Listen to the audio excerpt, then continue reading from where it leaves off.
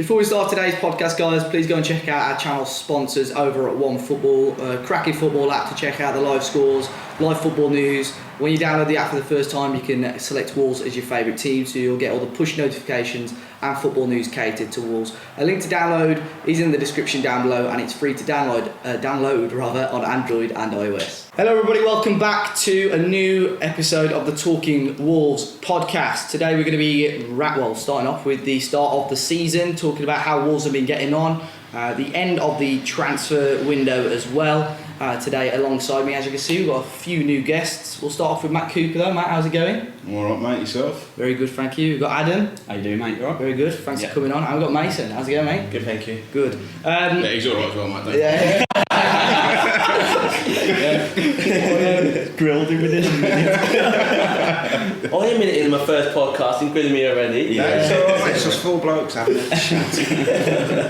We'll start for you, Mason. So, in regards to Wolves, how long have you been following? You go home, away? Yes, so I've got family from Ladywood, and my stepmom is a big Wolves fan.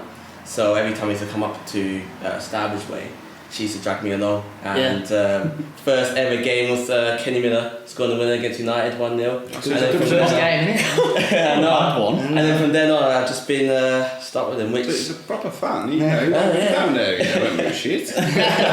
Surely though. Surely it was. And then since then it's been, well, she didn't tell me how crap actually we were going to be for the rest of the time. It's only past couple of years now that I can proudly go and say, yeah, well, I'm a Wolves fan. So, it's nice one to Adam. No pressure. You know what? I was thinking about this the other day. I don't actually remember my first game, which is, I don't know if that's a bit of a grey area. I asked my dad. I was like, "Come on, like as my father, any chance of telling me what?" I literally don't remember. The first game that I remember going to was Blackpool away on a Tuesday in January. I don't know what, I think it was like 2007. It was 0-0. It was rubbish. I went with my mates. I don't know, you said 0-0. Yeah, it was a 0. Yeah. I'm pretty sure it was a 0. It was dog dirt, like real bad. Blackpool away on a Tuesday. I can't remember what. For us, once I'm like that time at Blackpool away, it was. This is years ago when Robin was playing for us. So it might have been that. He might have scored. He might have been that. It was a long time ago. But yeah, I've followed them ever since. My old man's, like you said, dragged me along. My granddad was an Albion fan, so thank God for my dad to convert him. But yeah. So I've got a season ticket in the South Bank and try and go to as many away games as possible. I'm still waiting to get a guest on here and someone say, I've been following 2 years now. Yeah. I'm still waiting. The Charlie one. I played football with someone a few weeks ago and we were talking about Wolves. He had all these Wolves gear with like initials of people. So, do you know someone then or whatever? He was like, I know it sounds bad. Obviously I started following him a couple of years ago. I was like, what? Like, we've got to be in his 30s as well. Do you admit that though? Yeah, that's what I mean. Like, he had stuff with like players' initials on. I thought, alright, he must be in here. But yeah, a couple of years. I was like, alright. Well, to be fair, at least he's admitted to it. Yeah. Braver than me. Yeah. I won't do that. What was your first game? Everton at home. But yeah, I think the last time we had a podcast, it was me, Matt and Tom, and I'm pretty sure it was just before the Punic game, the first leg away in Armenia. I mean, none of us went, obviously. It was 48 in the end that went. I was actually surprised that my friend went and he came into work and he said, I'm going to Armenia. I'm a bit worried that I'm not going to get a ticket though because obviously I booked all the travel. And I thought, I think there'll be a couple hundred going. And then when they came, it was only 48. I was actually quite surprised. Logistics of it, wasn't it? It's such short notice to the tickets and it's just a pain in the arse to get to. I'm surprised he took 48 to be fair. So fair play to anyone like event. Yeah, especially like on 2 days' notice. And I know all the Albion fans saying like first the proper away trip from Europe. It was a swivel on this. It's like it's just ridiculous. They'd have took even less. So fair play to anyone who went. Yeah. I mean, performance-wise, it was pretty good, wasn't it? I mean, yeah, perfect, really. I think with these Europa League games, you don't know what to expect, like at all. Like the Crusaders at home, it was for me. I know touched upon that before, but it was like, don't know what to expect. I think you mentioned it in the last podcast. We know we're not going to demolish team 6 or 7 because it's just. I think that's what people expected though. But a lot of especially Crusaders. But I thought no, and that was like a training game. So then with Punic away, I was like, again, don't really know. But I think you tweeted during the night or during the game saying, if they carry on giving us this much space, we're going to roll them over. And once the first one went in, then it was about 20 minutes in. They made it really difficult. They were pressing really high, and I think we were sort of shocked and didn't know what to expect. The atmosphere. Well, I saw 1 or 2 people saying like, "What is going on with it?" I said, "Wait 5 minutes. Once we pick up the ball and they're flipping in our half, that's when you know." That's what I happens. think one thing is very professional performance, and also being the away team is a big level, a big difference for us. That sort of nation, like you say, with the atmosphere as well. Because if we were the home team and we got 1-0, 2-0 up, Punic aren't really as fussed. They know they got 1-0, 2-0 down, where they're already in a really negative position for the second leg themselves. So as a home team in the first leg, you kind of feel you need to kind of get a result or something out of that. Definitely. So Wolves going 1-0 up, we kind of put the pressure on them anyway, and really just pick them off after that. I think you're right, especially with the Torino leg as well. I think that's it's sort of. I always, growing up, people always said to me, it's always good to get your away leg first because you sort of know what you have to do at home then. Because you're more comfortable at home, you know what you're going to expect. Obviously, that first leg, we'll stick with Punic. Second leg, 4-0 both games. I mean, Matt, it took a while to get going, but another comfortable performance. Yeah, it was comfortable as well. And Punic very, very threatened. I thought Crusaders were a better team than Punic. I actually got over 2 leagues. Yeah. I think they were a genuinely better team. Yeah. So in that Punic, the number 7, I think it was a decent little player. He was good on the ball. I thought that they actually knocked the ball about quite well at Molineux. And then within the first half, I thought, actually, they're not, they're actually trying to play. Okay. They're 4 down, but they're still going, obviously going for it. And like you said, there was 1 or 2 moments when I thought, but then I realised they're playing on a way bigger pitch at Molineux, better quality, so they're going to play more football. But then in the second half, they're going to tire, and then look what happened. Yeah. It's crazy how some the Crusaders pitch when I went was tiny. I looked at it and I thought, I'm sure I've played Sunday League games on bigger pitches than these. But it's it is ridiculous, the comparison in pitches between some of these teams that we're playing. Like the Crusaders, I know it was AstroTurf, but honestly, it was ridiculous, the pitch style and stuff, and it's mad how much levels apart we are. We'll move on to the Premier League. Obviously, between the 2 Punic games, kicked off the season against Leicester. First experience of VAR, and overall it wasn't. I mean, it looked like it was a tired Wolves performance, but it was definitely a winnable game, I think, wasn't it? It was first experience you have to deal with me, pissed as well. Yeah, I know. You two go. Yeah, he had to look after me on the way out. He dropped me I at the Chinese before I got over, bless him. That's a proper blow. Yeah. Proper mate, that. Some rubber chips, please. In a bad way. But Leicester, didn't think we played particularly well, but nor did they, and I think the draw was a fair result.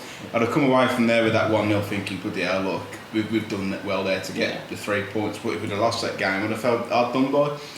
And the VAR decision, well, it's not even the VAR decision, it's the handball. It's the rule, isn't it? That handball rule is a disgrace. So if you're a defender in that situation, you bat a ball away, and you're not looking, and it's not deliberate handball, it's not a penalty. It's not a penalty. But if an attacker does that because they gain an advantage, it's a penalty. And I think it needs tearing. If Bolly headed it and then Donker hit it with his arm, accidentally or not, then I agree with that. that. Clue where he is. He's looking back to their Donker. But how's he supposed to do anything? The distance between the 2. Yeah, exactly. We can't really do anything. We can't call the said, we're supposed to play with no arms, basically. What can you do? It is true. But I remember Leicester, because they, 65% possession throughout the whole game, something like that. I remember a fan or 2 of theirs saying they were playing with a defensive midfielder or 2 defensive midfielders. That's why they believed they didn't win the game. But I think on the face of it, Wolves probably were the team that had more clear-cut chances. There were so many opportunities where Jota broke free. I don't know what happened. The first half, right at the end of the first half, he slipped over for an own goal, didn't he? It looks like he started pretty slow again this season. I know he did last season. Hopefully he can get a goal in the Prem for his confidence. I think it's getting that goal. Yeah. Like we all saw what happened Chelsea. with Chelsea. Yeah. Like, and then from there he was just unplayable. And like it was so unlike him at Leicester with those chances. Like Harry, I mean, I can't remember them very sort of clearly, but were they even on target? I remember the one he really dragged wide. So he's not even got them on target. Do you know what I mean? Like they were knowing. He started really slow last season, didn't he? But Yeah. against United, I thought it was garbage. Like I know we'll get onto it, but Yeah. you could like Wan-Bissaka he got the beating of Jota most times. Wan-Bissaka's a great defender. He's rubbish going forward, but a good defender. Yeah. And you could just see he starts flailing his arms like, and I think that's just what he's like as a character, and things don't go his way. But to be fair, you can't knock his effort even when things aren't going his way. So He does he just needs a bit of luck, and he'll turn it around. I agree. I think we'll move on to the United game now. 1-1 draw, again VAR struck, although it was sort of not in our favour as such, but it was obviously a decision against us. Mason, we'll start with you. First half, I think Wolves really struggled to get into the game, didn't they? Yeah, I thought it was a bit slow, but credit to United. I thought United played really well and controlled the midfield. Pogba probably one of the best I've seen him play in a long time. We just couldn't really get close to them. But again, there's one moment in the first half, Conor Cody, he brings the ball out, he's got no options, and you can fit. I think I'm sure we'll go on to it, but yesterday's game had a bit of similarities in the case of the lack of options and the confidence. Again, it's 1, 2, 3 straight passes, and it's like heads go down a little bit, and then it's a case of do we play it safe, not play it safe. And I thought United, good finish as well by Martial, but I think it was a case of just get to half time. You go halfway through the first half, you're looking at it, you're thinking, right, you can see these guys, just get to half time. Even if you just go half time, 1-0 down, regroup and go again. Yeah. What do you think it was in the first half though? Do you think it was the physical, like the tiredness, or do you think it was the formation? United just had it covered? Because I do agree, even at the Burnley game, I've noticed the same sort of things as that, where Cody or Neves has got the ball deep, and you're looking around like every pitch area is covered. Carry on, go on. So, yeah, I think we're a little bit. I don't want to say it's too early to say predictable, right? But No, I think you're right though. It's very. I think United players twice at home already. They should, I think, now have an idea what to expect. Yeah. And you're going to have, Jimenez and Jota. They either play very close to each other.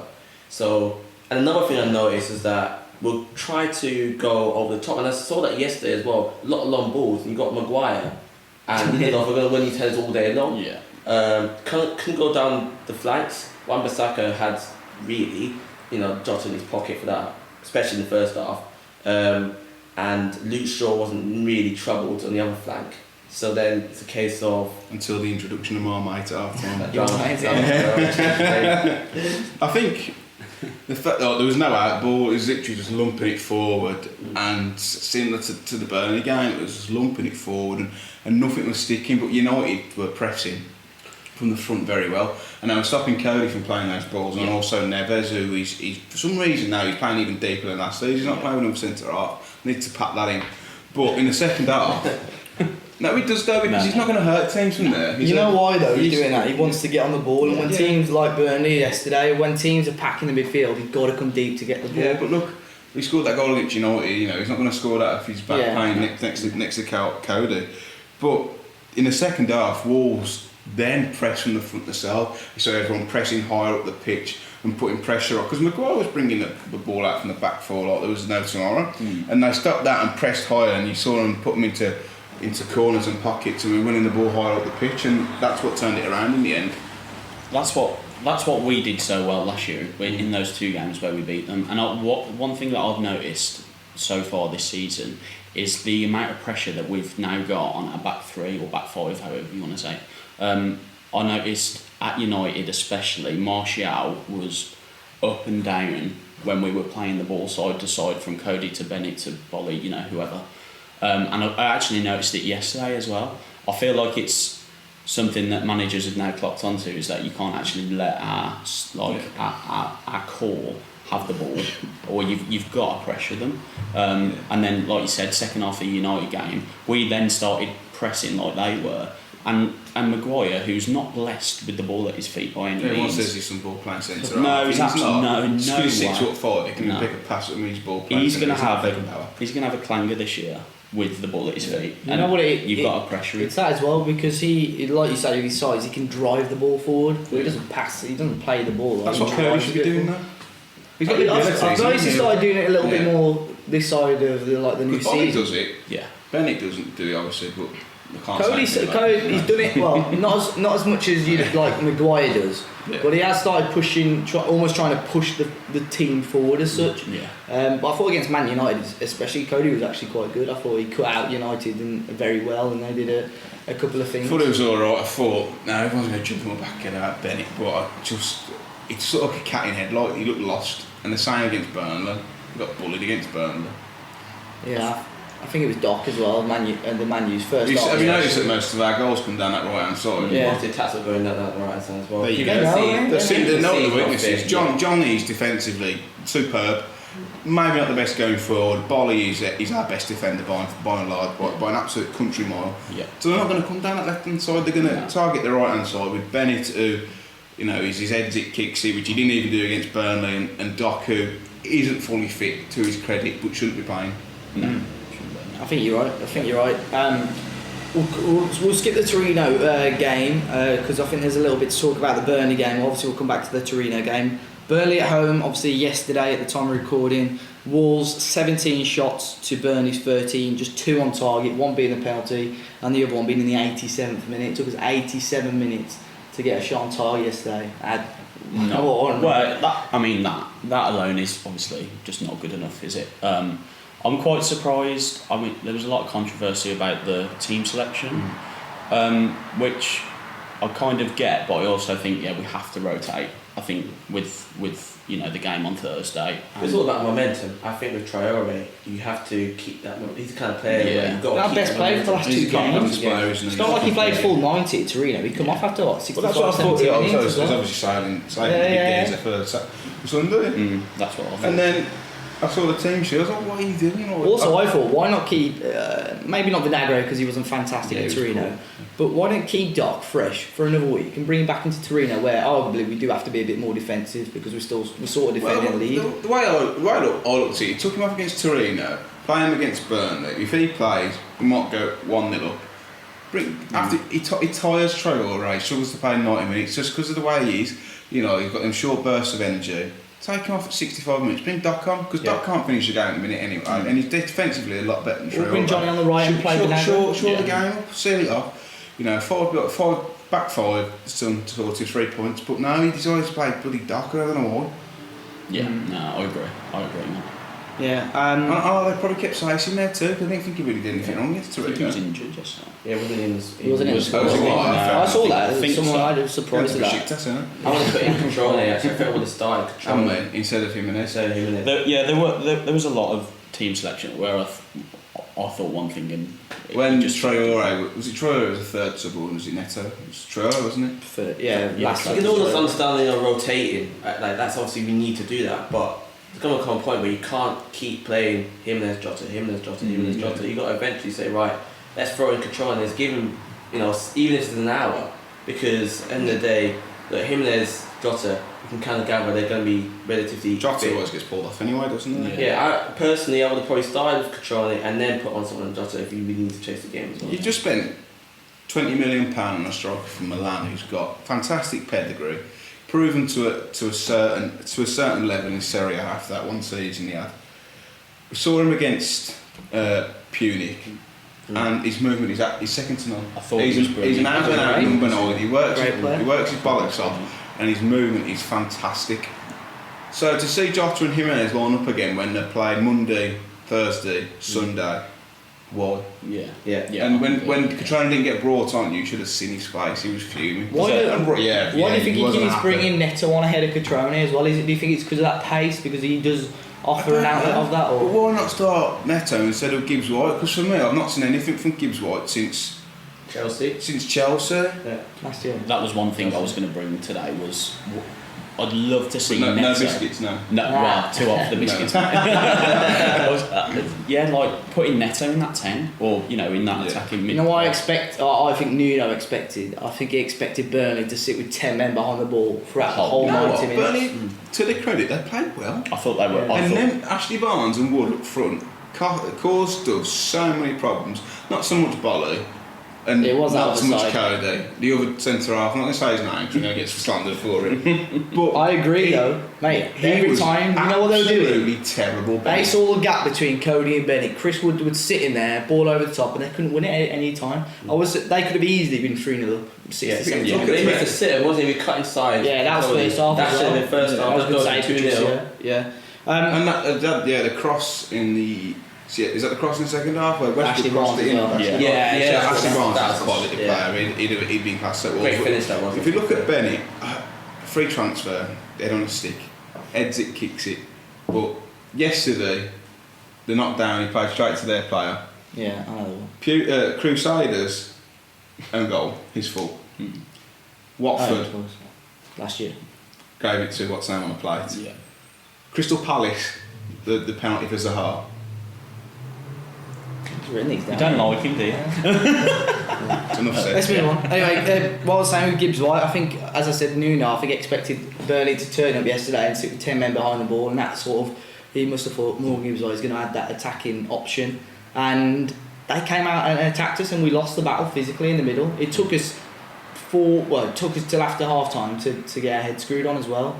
And I think Morgan, he had the spells. I think the one chance when he flicked it over the defender and just didn't have the pace to beat the last man. He just didn't do enough for I me. really want to love him. Yeah. Want to, and I really want him to do well, but I just can't see it. Thing is, I get he's young. I get he's young, but it's a case of you got to compare him with people his age. I think if he wasn't, I don't know. Obviously, the first podcast is uncontroversial, but if he wasn't from Wolverhampton Academy player and under 19 World Cup winner, would he be really anywhere near our squad? I don't know, because he's not offering enough, and I would put him on a loan. If we weren't in Europe, he would have been loaned down. Yeah, I think definitely, so, yeah. Definitely. But there's a reason why he's kept him, and I think Nuno trusts him and wants, like I just said, wants him to do well. But there's something he doesn't do, the basics, and that's all he needs to do sometimes. Yeah, and It's a Cruyff turns, eh? but he's going to screw himself into the ground one game. We have to get him back out. he's like Carl Henry. No, but and I don't want to say he's slow. He is. But he's slow. when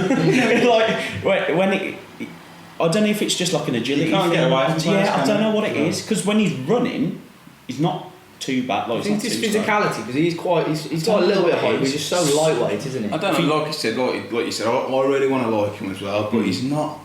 He's just not doing it. And if you look at players like Neto, the same age, alright, we've only seen a little bit of him, but he came on yes and he had to go. Whereas Gibbs White, he tries these fancy flicks, he gives the balls away, and I've said it before, the Europa League has saved him from going out on loan. But he's one of our own. He's not though. He's from Stafford and he supports Man United. So Like the rest of our youngsters do. And I get, and you want to, this, and someone said to me on Twitter, on the onslaught over the weekend, it'd kill you to say one of these players is well. I was like, if they're playing for Wolves and they're doing well, I am over the moon. I never want a Wolves player to play well or to be shit, because it's in my best interest for the team to do well. Yeah. So all those comments saying, you love it when these players are having a bad game, it's your agenda. Absolute rubbish, because towards the end of last season I said I was wrong about Doc. He's turned it around, he's been one of our best players, and I'm happy to eat a bit of humble pie as long as it benefits the team. Yeah. So to say that I want a player to not perform well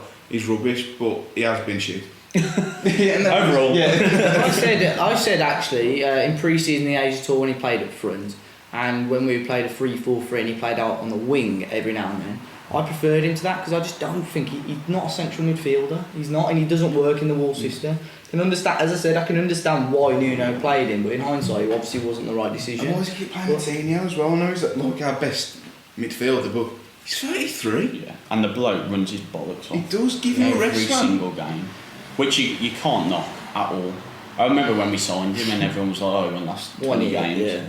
But Give it he's, just give he, the but he fire does like, and I think He must have an engine on him though, man, because like the fitness yeah. tests and stuff, the only reason I can see why they keep playing him, he must have the best fitness rate out of everyone. He's got his- You're alright, but I think got withdrawn quite early yesterday, didn't he? I think again, like just going back to yesterday, like Dendoncker, like I think he's come on leaps and bounds already this season. I think he's really. He just offers something going forward. Yeah, as well, actually. and again, he's got an engine on him, and I think we actually probably missed that quite badly. And one thing I also noticed with going back to your mate at the back is that Which one? oh, hang on, Mr. Bennett. You know exactly where he's going to pass. If he's got the ball, it's going straight to the right wing back, like every time. And against Torino, Vallejo, if that's the right way of saying it. We say Vallejo. Vallejo. Tom Rouse goes Vallejo. But Tom Rash is Welsh, so. But his forward passes, actually, I don't think we appreciate how much that actually helps getting the ball going. He's like a better Miranda, isn't he? Whereas He's got the same hair. Whereas Bennett's just boom, boom, straight to Doc, straight to Adama, and there's no real. For a free transfer, it's been an absolute steal. Yeah, especially in the Championship and in parts last season. But everyone's like, oh, how can you say this? But if we want to be competing in Europe, he simply isn't good enough. No. He isn't. And then we brought in Vallejo, which I think what it is. Oh, okay. So. Oh, Jesus. Vallejo. I mean, he might not be fit, and for me, he's a little bit on the small side. But if you look at all the top defenders, you look at people like Ramos. They're not the biggest, but they've got it up here. Yeah. And when Bennett is being exposed physically by the likes of Chris Wood and Barnes, he doesn't really offer anything else. No. So, for me, I'd be playing Vallejo because against United, Bennett looked terrible, and against Burnley, he also looked terrible. So for me, and if Vallejo's fit, he's got to give him a chance. Yeah. Well, Nuno said that he's not ready for Sunday, Thursday. So what would you rather see him play all the Europa games or all the Premier League games? If you can't have both for the time being. Europa League, I think. I think Bennett will get by. I think he'll get by.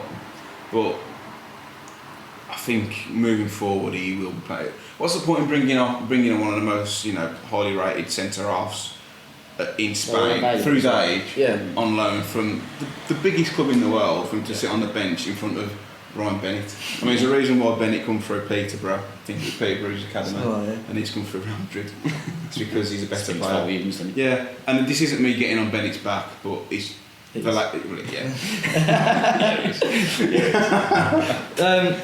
move on to Torino. A fantastic victory, I think, before the game. Certainly I would have taken a draw, I think. I would have taken a 1-0 defeat, mate. Yeah. I would have taken a defeat as long as we got an away goal. Yeah.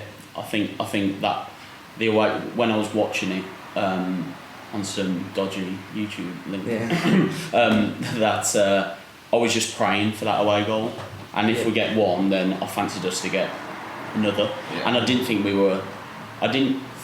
I thought they were going to be more of a threat than they actually were, and I thought obviously finished 3-2, but they were from silly mistakes. I thought Velotti would have been more of a threat if he wasn't 2 stone overweight. You see, he's good. Unit. He's massive. Mate, his belly was. You can tell like he wasn't fit, but I think I handled him brilliantly. But that tackle from Bolly on him. Cruncher, absolute cruncher. But Torino's season hasn't started up yesterday, hasn't it? I think the first half was very tight. The second half it was a different Torino. Maybe I think we put pressure on a lot, and Adama was a great assist for Jocelyn. They didn't want to get near him, did they? They no, did not they want to get near him. really How many yellow cards did he draw? Was it 3 in the end? They got 5 overall, so I think it was.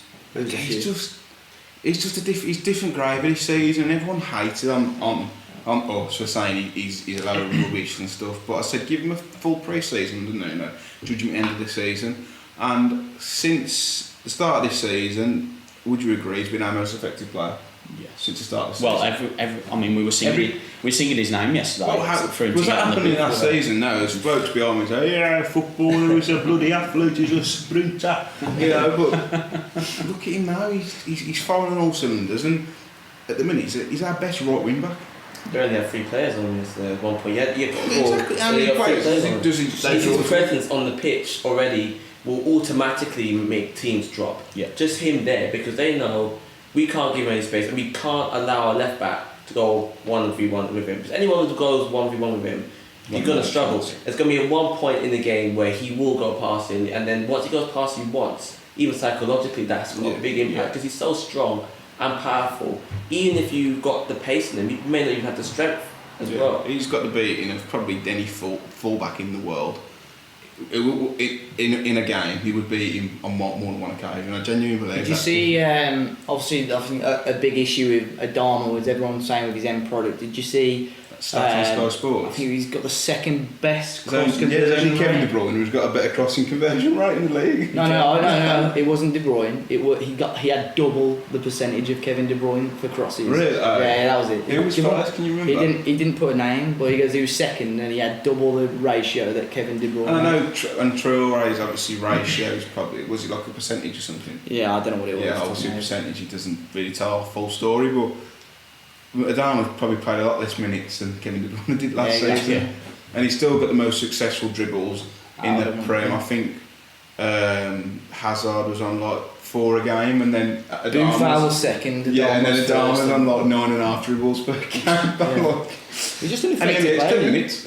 I think when we played City at home last season, and he did Benjamin Mendy, oh my word! And I thought, I tell you what, if we really work on it with him, he could be worth some serious wage.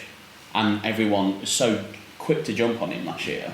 Not naming names. He had an injury when he signed last season as well. And now he's got a full pre-season behind him with Nuno. Obviously, a tour in Asia is a bit more, confined. He does lack football intelligence, and everyone can see that. Yeah. He still does make the wrong decision, but he's more often than not now making the right or a better decision, and that's only going to improve with minutes. So if you keep playing him, and confidence, I think he'll get 6 or 7 assists in the Premier League season. I really do think he'll, and I think then Donker will get 5 or 6 goals this season as well. Yeah, Traore is young. How old is he? 23? 23, mate. So he's still got a career ahead of him. Big career. He's big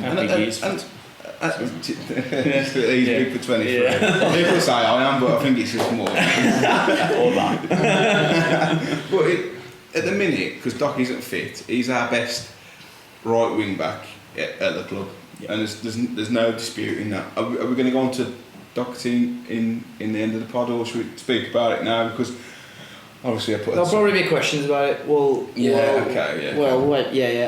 move on to the second leg, Torino. Obviously, the next game. Team wise, I mean, it was a really tight performance against Burnley, wasn't it? Who do you reckon needs to start Torino second leg? It's Adama, isn't it? Yeah, well, obviously, of course. I'd go. Patricio goal. Yeah, Valero at the back with Cody and Bolly. Yeah. I'd actually would start Vinagre and Traore again. To be honest, I'd be similar side to the 3-0, except up front, I'd actually go with Catrone and Neto, or Catrone and Jimenez. Catrone and Jimenez. Because that's not bad, because you've got 2 bigger guys. He can come again in. Yeah. I'm waiting a second. I'm going to go Benny up top with What would you go on? Sorry. What Catrone's going to do is he's going to run and he's going to chase and hassle the centre halves. And you're going to need that. You've still got solid at the back, in the middle with Saiz, Dendoncker and Neves. We've still got that goal threat going forward. Yeah. It's about getting that balance right as well, because they get an early goal, then it's really, it might be a bit squeaky bum time a little bit. Yeah, I think you're right. They need 2, don't they? Yeah. And if we get a goal like that, it's going to be so weird. Because I'd be surprised if we could see 3. And any reason, obviously, Catrone to go up front and start singing that chant? It's in on face with it. We've got to make it more child friendly. You don't want to sing his fucking magic at the end. Oh, I thought you meant he loves his pizza, he loves his smiley faces. He loves spaghetti. One of his gluten free, you know what I mean? What would your be preferred 11, Matt?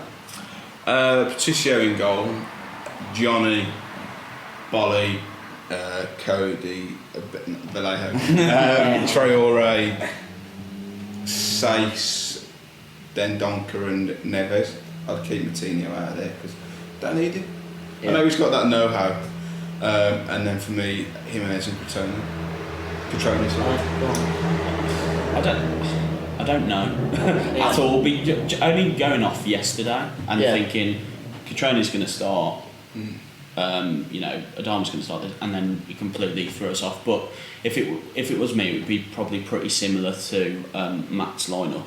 But I probably would have Moutinho and try and drag him off after 60 with Touchwood. He's not valuable, isn't he? Yeah, I think his experience in European games, because this is one of our biggest games, no doubt, in a long time in my eyes, because group stages of the Europa League is huge, like absolutely massive. Huge teams in the group stage. Yeah. So tough. I said at the start of the season, if we can get to the group stages or the last 32 and finish top 10, it'd be a brilliant season. I think if regardless of result, this game is going to be a big sigh of relief as well, because I think before the group start, we've got like another 2 or 3 weeks just to have one game a week, then sort of first time in ages that we can actually chill out a little bit. What would your team be?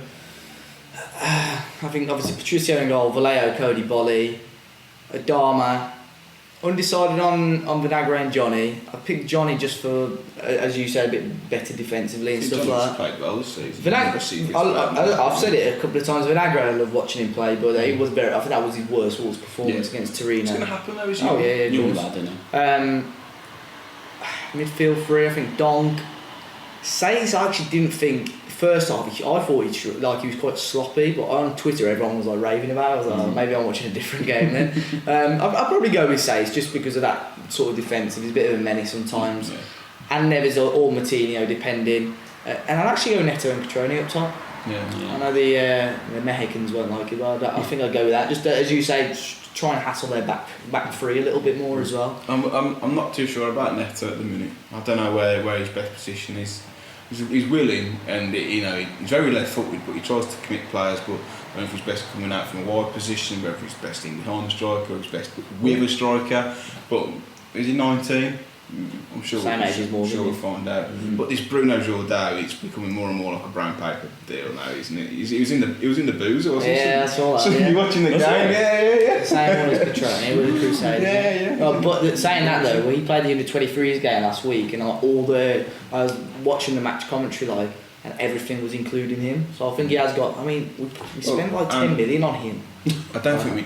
No, it was 8 million for him, and the rest was for. Can't. Because Andy Ipkin, who's Wolves Academy, obviously friend of the show. Friend of the pod. Yeah, for the 10 minutes he went, he was absolutely dreadful, but he said, the other 8, he said he controlled the game. So hopefully we get to see a bit of him, because it'd be a shame really for him not to. He said that he was going to be sort of in and around the first team. You know when I said that though, didn't they? Because they were struggling not to bring anyone else in. I honestly thought he'd be in for the Punic second leg. I thought he would have been in there. Just because we brought 3 first team players in the centre. Yeah. But yeah, I think I would go with Neto. Vallejo as well, he's one booking away from being banned for a game in Europe. He loves a challenge, doesn't he? Get your mortgage on him to get booked on my first in I saw that someone put their little booking accumulators, didn't they, for the Torino game? I don't know if it was yourself. Someone won a load of money on Says to be booked, and there was a guy for Torino who got a ridiculous, must have got booked like 80% of his games he played in last season. And he started on the bench, so the odds were quite high, and they put a bet on him, and he come off the bench, he got booked straight away. So if anyone's going to do a booking accumulator, it's going to be Vallejo, of Moutinho Neves, whichever one plays, and whoever plays at left back for Torino. So when it's more what's his name? Let me try and find it now.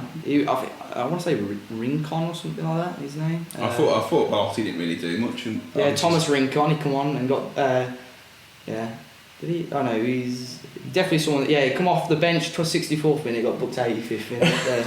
Was he? Hang on, he wasn't the one who absolutely mullered Neto in the build up to the third goal. Was he that bloke? You went back and booked him though to a third ref. So. He was very card happy. Come off the semi. Portuguese. Definitely.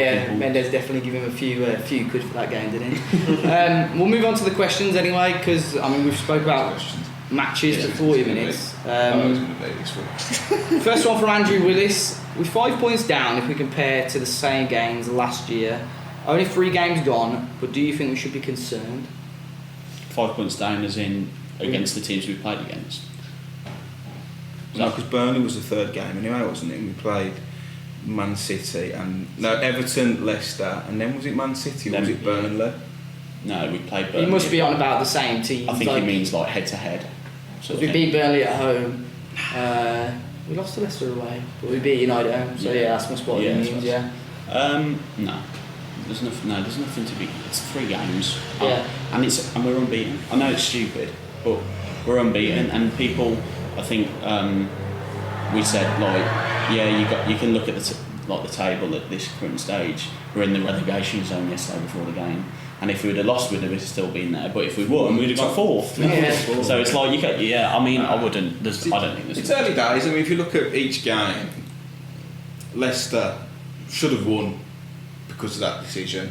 United should have absolutely spanked us. A decent team would have been 4 up at half time. Yeah, they would have. Yeah. Did well to get a draw, and Burnley again left it to the last minute. Didn't play very well at all, but still got a point. So I don't know. There's nothing to worry about. It's still early stages, and I think they are focused on Europa League. Yeah. So for me, not really anything to worry about. If it's another couple of months and we're still picking up. I think you're right. In the next month or so, obviously, when we've got a bit more break before the actual group stage starts, if we get there, I think that's when you If you can look at start. like Everton and Leicester are meant to be our rivals, so breaking into the top 6. I don't think anyone will do that this season anyway. And B, they just got slapped by Villa, they were dreadful. And obviously we played Leicester and they weren't great, so for me, there's nothing really to worry about. Not yet, anyway. What about yourself? What do you think? Yeah, I don't think so. I don't think anything to worry about. I think you have to take into account the Europa qualifiers is really difficult because it's 11 in case of, even though we're playing terrible teams, our fitness isn't there. On top of that, we're playing these guys are getting used to now playing on the Thursday and then Sunday every week, and to be in where we are, we win against Everton, then it's been quite a good start to the It's season. sort of still our pre-season sort of honeymoon period after our, the Asia Trophy and stuff like that as well. Oh, you throw that in as well. Was in China, and then we got to play. Cops throw put a into lot the of Europa miles League. right there. Yeah, a lot. Yeah. Leicester's then down the road, but if you look at all those, Torino, Armenia, Asia. We'll see it's down to the ground when we get the group stage and we've got like 2 home games on a Thursday, Sunday. Yeah. I think you'll see a massive difference in the team, like the amount of like fitness levels and the quality and stuff like that. If we win at Everton, I'm not sure whether we will because they want to bounce back after. Yeah, big time. Did you watch that though? I went to the cricket instead, mate. You don't like, mate. They were Everton. I heard Gomez was dreadful. Oh, he had a howler. I thought he was quality against us last year in that goal he scored. But Jesus Christ, if they play anything like that next week, then I'll be I think more than Marco Silva's confident. a fraud anyway. If you are watching Ashley Nixon, you owe me £10 because last season you said that Silva would finish above Allardyce, which they finished 7th, which I didn't. So if you just want to, I'll send you my PayPal later. I asked a question. Someone said, "Nuno, we trust. Let's get the match on Thursday out of the way." Good question. Jackie Jones, do you think Nuno makes late substitutions when the team are struggling and there's an obvious game changer on the bench? I think that's the only thing that I'm not too sure about is his subs. Is he waiting? Does he believe in his team and he's waiting for them to do the right thing? Because I think we were pushing Burnley and it was almost. There were times in the match, the goal, we're just waiting now for the goal to come. We are right at Dharma, he could have come on at half time, I would have been happy just to make that change. They obviously know more than us though in terms of sports science department and who can play and who's fit. But for me, going off just looking like face value, I'd have brought it down at half time, 55 minutes. Yeah, I think it doesn't give enough time for the players to kind of get into the groove of it and get going. I mean, if you're going to make a change with 10 minutes to go, it's difficult then to really put a strong enough impact on it. I thought I would have put a Dharma on. We were struggling, even though goal looked like it was going to come. If you put on a Dharma on the hour mark, because he put Dendoncker on after 10 minutes of the first half. If he made the change and he made a double change, put on Dendoncker and Traore, psychologically as well, Burnley thinking, okay. And even when we played United, put Catrone on, I think, last couple minutes, last 5 minutes or so. He wants to be playing. Yeah. You got to give a player like that. You got to give him good 10-15 minutes anyway. Even if you want to give him a bit of a run out, you can't give him 5 minutes. He's not really going to be able to impact the game. What we found with Adama last season was he was getting the last 10 minutes, and for those last 10 minutes, he was trying to over-impress. So every time he got the ball, he was trying to run it people. Whereas now he's got a bit more game time. He's making a lot more sensible decisions, not trying to take every man on, coming back inside. You know, whereas before it was like, right, I've got 10 minutes, I need to take on 5 men. Yeah, that's something I was going to say. Like, if you come on, like Adama coming on Busting a yesterday, gut to make an instant impact on there's it. a lot of pressure. Yeah. We're chasing the game. We're at home. The crowd's on the back, on the team's back, and you're putting on a bloke who everyone's now lumping on that he's going to change the game. So you've got 30,000 people in the stadium all praying that Adama comes on and changes it. It's a lot of pressure for a human being. We're still young as well. and a young lad. 23. So yeah. Yeah. I mean, we touched on this a little bit earlier. Mike Evans, after the Torino match, do you think it'll get a little bit easier for us as we're not playing as much every Thursday and can concentrate a bit more on the Premier League? I think we spoke about it. It probably will. But even when the group stage is coming, it's still going to be a relentless kind of fixture schedule. So it's going to have to deal with it. You can't. Some fella sat next to me yesterday because I sat in the Billy Roll, probably mate's ticket. He went, this Europa League's come too soon, season too soon. I was like, you literally can't pick and choose. That's when the team gets promoted. We weren't ready to be promoted. I waited a lifetime to watch Wolves in Europe. And now, because we're 1-0 down to an half-decent Burnley side, you're too much. It's just like, just calm down. We weren't good enough, but we will be better. Yeah. I think a lot of people are still struggling to change their mindset in terms of how we think about our current success and our previous success. You've got to adapt as much as how they're adapting and how the board's adapting and the manager and whatnot. Like, we've got to think, if we want to be in big places and we want to win things and trophies, and we've got to think big as a club. And like, I think fans don't realise how much of a role that actually plays. Do you think players like Catroni and Vallejo would have come to Wolves in Europe? I don't know. Same with Patricio last year. Like, when we signed him, my old man was like, he's not coming here to scrape for a relegation battle, and look what we did. That's not going off on a tangent.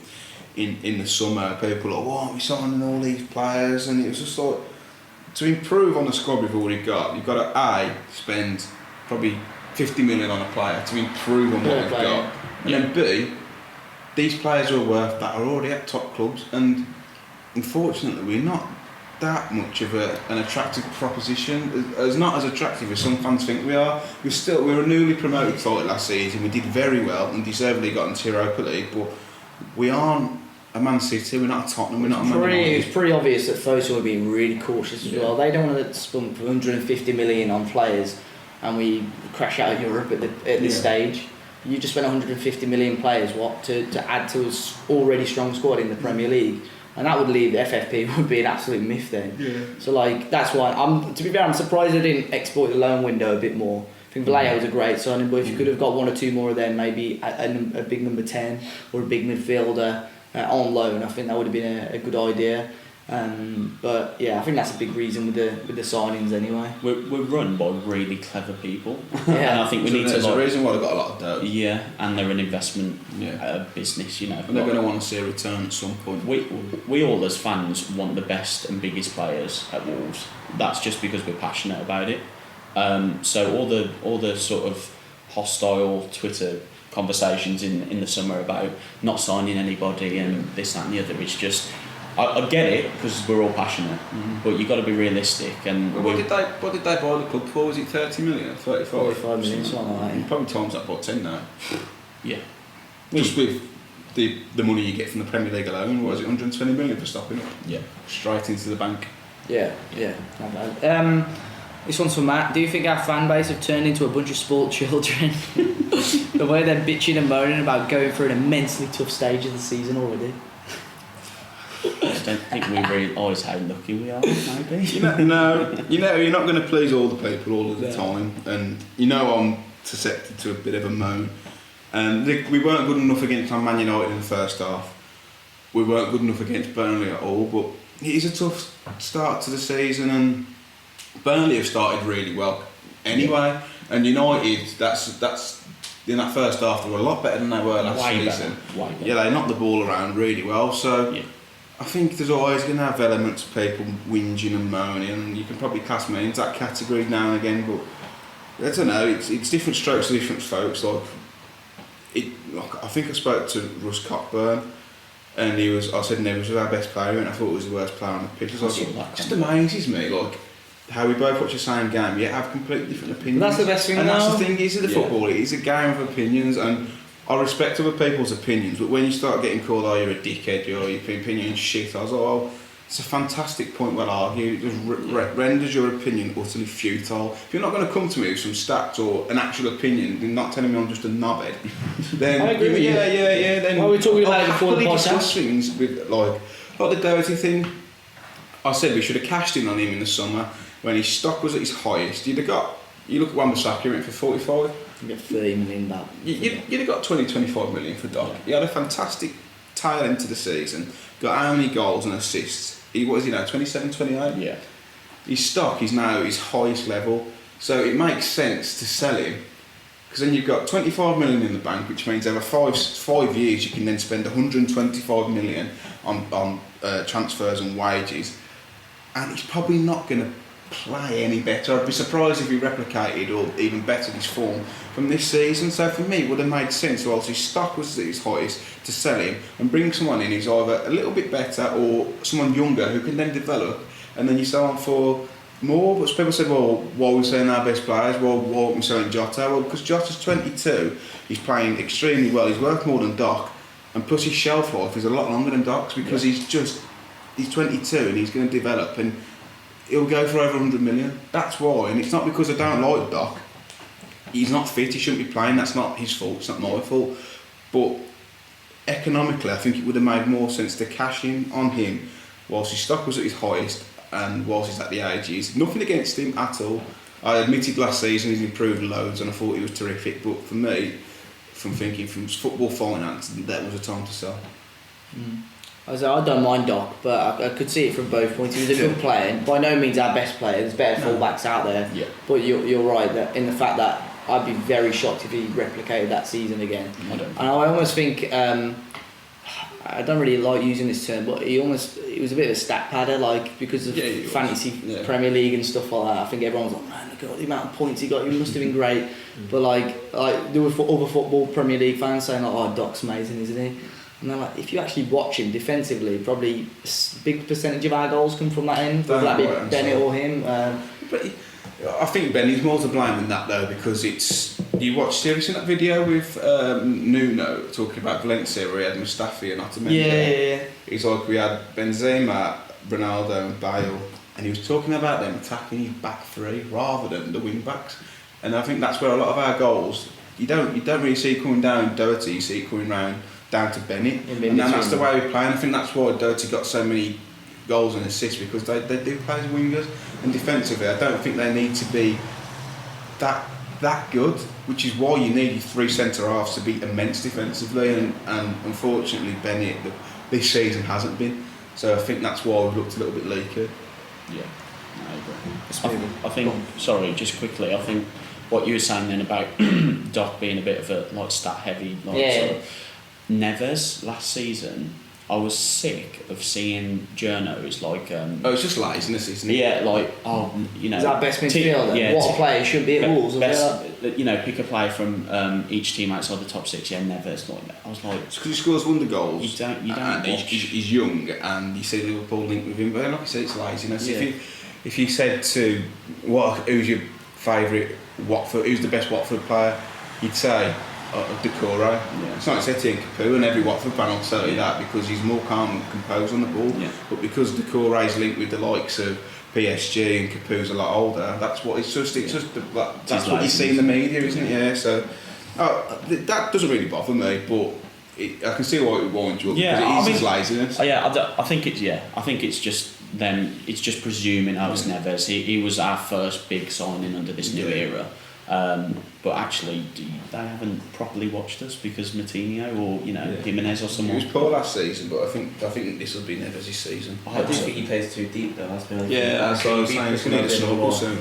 He could, if he was a bit further up the pitch, he could really influence it. He could hurt teams if he plays further. With his shooting and passing range, obviously he doesn't quite have that pace. But if he was like not number 10, but a more like a more advanced, I think we've never seen him really throw the ball through, do we? It's always those pings. That's why you see the lack of assists, man. But he was doing a lot of that in the Championship when we had obviously two midfield. Yeah. It was a bit easier for him. So obviously, say he's most of the time Was he dropping. destroyer, wasn't he? Yeah. And Neves was your Creative player in the midfield. But now it's like we've gone more from there to maybe an engine room with the likes of Matinho and then Donker, and Neves being that kind of pivot. It's like a quarterback role, isn't it? He's just, but I think teams have clocked on to us. Like they're always going to want to play it into that space in between for the wing backs, and they've clocked on. So Neves has a lot of sideways passing now, and he makes things tick. But if you play him a bit further forward, the runs that Catroni makes and Jota and even Jimenez, if you could play them threading through balls, you'd get so much more assists, it'd be more effective. And you could even play Dendoncker a little deeper to stop that. If you still want to play that diamond in the thread. Could you have Saiz and then Neves and then Donker? So you have Saiz dropping and then Neves and then Donker. That might be the case next season because Moutinho's contract will be interesting to see what Moutinho's not happens. going to give you as many games as he did last season, so I think that's a very good shout, to be fair, mate. Could you see Neves in like a Kevin De Bruyne role, where because the passes that he makes are just. I don't think he's ridiculous. mobile. But do you not think he's got it in De him? Bruyne's He's got that a bit of actually height, hasn't he? A little bit. he's agile. Yeah. And Yeah, that's Neves, I don't think he's a bit slow in his Yeah. Yeah. Move on. We've got a question on Instagram from Sam. Do you believe that the recruitment in the summer was poor retrospectively for the challenges of the combination of the Premier League and Europa League? Yeah. That's why I was pretty disappointed. Pretty disappointed that we didn't beat Burnley because you get loads of questions like about stuff. But we've touched on recruitment a little bit, haven't we? Like, do you think we? I don't mind picking quality over quantity. To be honest with you, if I know that if we're gonna wait for the right player to really add to the squad, that's okay for me. Because you see a lot of teams just come in and they buy 5, 6, 7 players, and it's half of them to kind of Jones that. And if you look at our starting 11 from last year, it was bar probably Bennett at the back, it was still quite a solid team. Still got to the FA Cup semi-final in 7th place as a new promoted team. So you really, as you're saying, Matt, if you're going to try and really add to that team, you've got to be spending 50, 60 million. We're not going to be doing that. So we're kind of saying, right, well, we're going to try and attract a player who you can probably be on the bench and try and break into this side, and you've got to be probably less than about 20, 25 million. Yeah, you also got to be good enough. And you've got to be good enough. Yeah, which is like, you narrow that criteria down, and it's probably no one, so it's going to be tough for the recruitment, and obviously they see something fail well as a recruiter, now as a director. Yeah. Whether that's because he's a yes man or not, it's a story for another podcast. But for me, it was disappointing. I'd have liked one more player in. But Troni's very good for the money. Vallejo again, great on loan. I think if he has a good season, he will sign for us. Despite saying he wants to go back to Real Madrid, he's not going to play for them. Neto and Jordan, still not overly convinced. More so on Jordan and Neto. Would have liked maybe another central midfielder, Lamina. Just wanted Lamina, I think he's brilliant. Gone to Monaco though, and he always going to Monaco. So. Has he gone? Has he gone? He's on the way. Another signings question. Manny says, do you reckon we'll sign any players in January? Yeah. I think it just depends on our situation. Not going to not sign anyone. It depends, really. Johnny. Oh yeah, on a permanent, he was already there though. Vallejo on a permanent. Nah, I think we will. I think it'll be a loan. I think it does depend on what's going on. If we're in the knockouts, I think we will. Yeah, I think just quickly on recruitment, it's like we're still Wolverhampton, and it's not a great place to at the moment. Sort of live. I think that's quite like underestimated. Like I've seen people talking on Twitter about moving the training ground down to London, and I saw that. I don't know if Man City were doing it back when they first sort of. I'm not sure what it would be, but we are literally still Wolverhampton, and it's still You've still got surrounding areas that are nice, like where you live, nice, isn't it? That's where most of the players are. Techno, is it? Yeah. Check him out. I think even Birmingham, there's nice areas in Birmingham. Some Coalfield, 4 Oaks, where I went to 6 A lot of players used to I used to go through and see Darren Bent when he used to work in Tesco Express, next to get to the Crown Chippy, where Carl Akimi's mum works in the chip shop. Yeah. Used to get a 6 form, mate, £3.50 lunch. Used to get a big spring roll, sausage, chips and gravy. No wonder I was a size roll. now. That's it random. It was like we could have like a sausage or a spring roll, or like a sausage and like mini fish. I was like, no, spring roll, because I am cultured. Yeah, but you are right. There are areas around it. Yeah, so I nice can areas, understand- it's just- but I can understand like why. I haven't got a marina or Technical. Yeah. Liam Bagnall says opinion on spicy McNuggets. I've never had them. I tried them last week. It's scenes. Are they not? See, good? Yeah. especially with Oh the dip. my god. Yeah, I heard that as well. That's good. They packed the Delicious. spice. So I'll tell you I'll have what, to try 'em. but that Best question yet so far. double, I had a double quarter pounder Friday after the cricket because I was rat-arsed. Well, the hot, is it the hot double half pound, double quarter pounder? Yeah, double But, yeah, they're special then. Recommend. Love that and spicy McNuggets. Yeah. Treat myself. Talking food. Talking bollocks, woman. Freddie Evans, what are the best games to go to this season, and who do you want to see in the League Cup and FA Cup? Any away games that you would Yeah. recommend? Wrexham away, I just want to meet Bootlegger. He's an Imagine absolute legend. that. What a legend. Well, you just knew that was going to Well, happen. slightly overdid it last night. Sheffield United should be sick away. That'd be Yeah, I like that. Left the dogs bed again. Sheffield United away, I went when Cody got sent off. We lost 2-0, Leo Clark Yeah. scored. Wow. In the champ last Yeah, year, the champ I was- Oh, if it was Walsall away, or Walsall at home, was played full strength. Because I don't want to play the Albion because they'll beat us. Because No, that's I'll just. I'll just be sods low. I'm Yeah, not bothered yeah. about the Albion. I'm You not know, bothered. I'm I'm only not 5 bothered. minutes from the awful, so I'm bothered. Yeah. No, I mean, as I'm in, really I'm bothered. not bothered about playing them. Like, yeah. I think I'd like Birmingham City. I think Blues, we always did blues. We Yeah, always Blues, did yeah. I blues. think it's 190 minutes if we played the Albion, say they got promoted Yeah. next year. Touch me there. That it's just too stressful. Like Yeah. we've all got too many friends who are baggies. My mum's an Albion fan. and we. My best mate is from school. I don't want it. I There's nothing more I hate than West Bromwich Albion, and they always beat us. Even the Villa there, like I know that it's not a proper rivalry, but I'm like that when they come to Money, I will be worried. Yeah. That'll be the only game that I'll be stressed out about all I'll be in season. the Dominican Republic, so I Oh. shan't be worried. Good yeah, is your bonus coming? This is his house. Where is he working?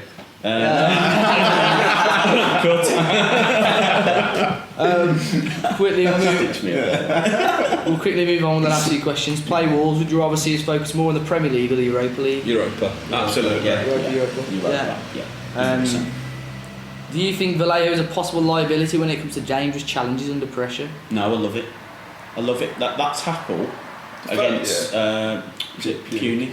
Second half. Second half. Mate, it Yeah. was brilliant. When he did like a front flip the bloke, didn't he? I saw him coming, I was like, oh no. Yeah. He's already on the yellow, Just wasn't he? put my head in my hands, I just heard the whistle, like, he's walking here. Red. But the first tackle that he got booked for was Perfect. perfect. Yeah, that's probably what the ref probably realised. He loves the isn't tackle. Sorry, yeah, that's the one I meant. Yeah, that Oh, one. yeah, He loves the tackle, and that through ball he played for Catrone was Yeah, it was fantastic. lovely. He's small though, ain't he, for a centre half? It's a weird looking, Yeah. like from a physical point of view, he Yeah. doesn't But look like I said, the best centre halves in the world, bar Van Dijk, Mm. have always been like 5'10", 5'11", but I think doesn't who was it? Was it? It may have been Maldini, because I saw a quote on Ambassador saying, "I want to make the most tackles. I love tackling." And I think was it Maldini? Yeah, He said, it was, I if saw we've got to that. make a tackle, I've already made a mistake. Yeah. I was like, that Really? is unreal. Yeah. Boom. Yeah. See ya. Right, I think that is all That for is itself now. today's podcast. Yeah, we are melting, so apologies if you are watching on Yeah, YouTube. sweating. Before we finish off, where can people find you on Twitter? Ooh. At Sidaway _, SIDAWAY Underscore. There you go. M Brown, Rooney 98. And Brown with an E98. Matt, M Cooper writes in written. Instagram, we're going to do that. Twitter, Matthew Cooper on LinkedIn. If anyone needs any Spurs tickets. Oh, Well, we've got a deal on at the minute, haven't we, Dave? we have. Plugging out. So Spurs versus Wolves at the new stadium. It's a perfect opportunity. If you don't get tickets, come down, cheer the Wolves on in the most technologically advanced stadium in the world, the new Tottenham Hotspur Stadium.